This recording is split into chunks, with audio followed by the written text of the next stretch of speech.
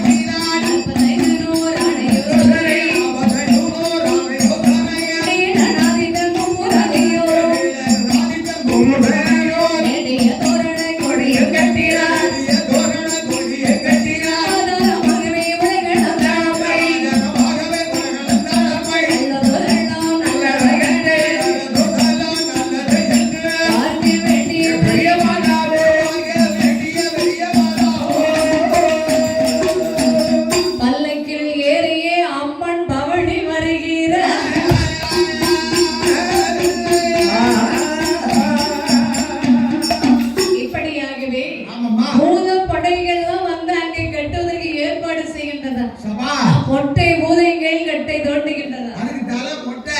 அம்மா அது தோன்றது வெறும் கட்ட. முகடி கொள்ளிவாய் பேய்ப்படைகள் அத்தனையும் அது கொள்ளிவாய் பேய்ப்படைகள் அத்தனையும் ஆமாம்மா செடிகளை அறுத்து ஒரு ஓரமாக நீ ஒதுக்கிட்டு நெருப்பிட்டு கொளுத்துகின்றதா. அதே அப்பா ஏன்னா ஒவ்வொரு பூதங்களும் ஒவ்வொரு வேலை செய்யணும்ல. ஆமா அப்ப ஆளாளுக்கு ஒரு வேலை செய்துட்டு இருக்காங்க.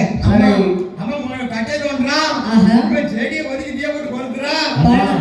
நாங்க நிறைய கல்லுகள் பெரிய பெரிய மலை மாதிரி கல் இருக்கு. ஆமா ஒரு 4 பூதம் சேர்ந்து இந்த கல்லை தூக்கி வந்து ஓரமா போட்டு நான் விட்டு வைக்கிறேன். அப்ப 4 பூதம் தான். 4 பூதம் தான். சரி தூக்கி வந்து மலை தூக்கி வந்து அங்க வந்து வைக்கிறேன். அடே போடு. அத பாத்தீங்கன்னா பெரிய பெரிய மரங்கள் பனையெல்லாம் இருக்கு. சரி இந்த பனையை பிடிங்கி அம்மா இந்த அப்படியே மலையை செடிக்கு வச்சு அப்படியே பல்லு குத்திக்கிட்டு தான் பூதம். அப்பா பனமரம் பல்லு குத்துதா நெல்லு குத்துதா? நெல்லு பல்லு குத்துதான் சொல்லிட்டு இருந்தாரு. அப்படியா? ஆமா பனமரத்தை எடுத்து பல்லு குத்துனா அப்ப எவ்வளவு பெரிய பூதம். அவன் முடிச்சிருந்தாங்க பல்லு குத்துன்னு கேட்டுக்கோ. சரி உலகத்துல ஓடி அப்படிதான் கேட்டோம். அப்படி இல்ல இந்த பல்லு குத்தணும்னா அவ்வளவு பெரிய இது அது பல்லு இடம் எப்படின்னு சொல்லி பாரு. அப்பா வேற ஒண்ணு இல்லப்பா. அதாவது இந்த பல்லு இடம் இருக்குதியா ஒரு பல்லு இடக்குல லாரி வேணும். இன்னொரு பல்லு இடக்குல டிராக்டர் வேணும். சரி அவ்வளவு பெரிய இடம். அம்மா பூதா எப்படி பாரு. அதான பனையே செடிக்கு பல்லு குத்துது. அப்ப பாத்துக்க அப்ப எவ்வளவு பெரிய பூதமா இருக்கு பாத்தீங்களா? நம்ம பூஞ்சையில இருந்து பல்லு குத்த முடியல. சரிதான் அது பனையை பிடிச்சி வச்சு பல்லு குத்துது. அம்மா பணத்தை காத்தது ஒரு சப்பாட்டி வைக்கணும். ஆமாம்மா அப்படியே அங்க பூதைகள் எல்லாம் வேலை செய்யும் போது இந்த நிலத்தை நிலவரிசை போட்டு அங்க தோண்டும் போது நிறைய புதையெல்லாம் கிடைக்குமா? நிறையப்பா அந்த காலத்துல நிறைய புதையல்களை பெரிய அதாவது நல்ல வசதி வாய்ப்பு உள்ளவங்க அவங்களுக்கு பிள்ளைகள் இருக்காது. ஆமா அவங்க எதிராக புதையல்கள் அதாவது பணம் காசுகளை சரி கொண்டு அப்படியே தோண்டி வச்சு பதிச்சிருவாங்க. ஆமா ஆனா அதான் சொல்லுவாங்க ஒரு பெரியவர் சொல்றாரு அதாவது பணத்தை பாடுபட்டு சம்பாதித்து கஷ்டப்பட்ட பொருளை எல்லாம் கட்டிலுக்குள் அடியிலே புதைத்து வைத்திருக்கும் கேடுகிட்ட மாறிதானே கேளு. கூடு விட்டு ஆவிதான் போன பிறகு உன்னுடைய பணத்தை யார் தான் அனுபவிப்பா? அதானே அதான் வந்து சொல்லேடா. கைச்சேனும் மாத்திரம் கழுத்து செயலும் வச்சிருக்கிய சரி இதை நீ கட்டில் கீழே புதைச்சு வைக்கலாம் யார் அதை அனுபவிப்பா? அதானே பீரோக்குள்ள வச்சிருக்காரு கட்டில் நீ உயிரால இருக்கும்போது ஆர்வத்தை கலத்தி கொடுத்தாலும் ஒரு பிரயோஜன மாட்டோம். நானும் வரும்போது போட்டு வரேங்க அடுத்த பாட்டுக்கு போட்டு வரேன் அடுத்த பாட்டுக்கு போட்டு வரேங்க ஒரு பாட்டுக்கு போட்டு வர மாட்டேங்க. கழுத்துக்குள்ள போட்டு என்ன பிரயோஜனங்க? இவரு கழுத்தை போட்டு பாக்குறவங்க என்ன சொல்லுவாங்க?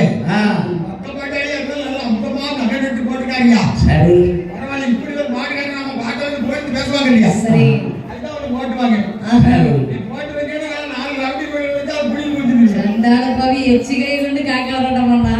இவர் பாட்டு கொண்டு வந்து நமக்கு தருவார். ஒரு நாள் தினம்னா போட மாட்டோம். ஆமா சரி போட்டோம். சரி. அப்போ அப்போ புதையெல்லாம் எடுத்துக்கொண்டு அம்மனுடைய காலடியில வைத்து வணங்குகின்றார்களா? ஆமாம்மா. அப்ப அம்மனுக்கு எவ்வளவு மதிப்பு மரியாதை கொடுத்திருக்கிறாங்க. அம்மன் அல்லவா, உலகெல்லாம் தான் தாய் அல்லவா. ஆமா. அவளுக்கு மரியாதை கொடுக்கறதுக்கு நம்ம தாங்க. அதாவது சரி. ஒரு மனுஷனை கண்டா நம்ம என்ன செய்வோம்? சரி. ஒரு மந்திரி வரான்னு சொன்னா ஆமா. அவரை கண்டோன்னு நம்ம கொஞ்சம் அவரை பார்த்தோன்னு ஒரு வணக்கம் போடணும்னு தோணும். சபாஷ். ஆனா உலகத்துக்கெல்லாம் தாயாக இருக்கக்கூடிய முத்தாரமா வரும்போது சரி. அம்மா 1 கிலோமீட்டருக்கு அங்க வரும்போது நம்ம கை மேல தூக்கிடுங்களா? கண்டிப்பா. அப்படி சரி. அம்மனை அப்படி ஒரு மரியாதையாக மதிப்போடு வச்சு வாழ்ந்து வர்றாங்க. ஆமாம்மா. அது மட்டுமா? வேணுமா? நீல நாளைத்தன் முப்போராதி உபரைகளும் சரி. நெடிய தோரண கொடியும் கட்டுகின்றார்களா? சபாஷ். இப்போ ஆ. ஒரு ஊருக்குள்ள நம்ம போகும்போதே பார்க்கலாம். ஒரு ஊருக்குள்ள கோவில் திருவிழா நடக்குதுன்னு சொன்னா சரி. 4 மூலைக்கும் எல்லை நாட்டுவாங்க. ஆஹா. ஒரு 4 மூலைக்கும் ஒவ்வொரு எல்லையிலும் வேப்பிலை தோரணம் கட்டுவாங்க. அதாவது வேப்பிலை தோரணம் கட்டும் போதே நம்ம பாத்தீங்கன்னா சரி. ஊருக்கு அம்மனுக்கு காப்பு வெடி இருக்கிறாங்க, ஆமா. கோவில் திருவிழா நடக்கும் போது தெரிஞ்சுக்கலாம். சரி சரி. அப்பவே முப்பராதியர்கள் அவர்கள் 4 மூலைக்கு மெழுகை நாட்டி ஆ. அவர்கள் அம்மனுக்கு அழகாக பறிப்பு கொடுத்திருக்கிறாங்க. கட்சிக்காரங்க ஒரு மீட்டிங் போட்டாங்க, ஒரு பெரிய வேலை கொடுப்பாங்க. சரி. மீட்டிங் போட்டாங்கன்னா சரி.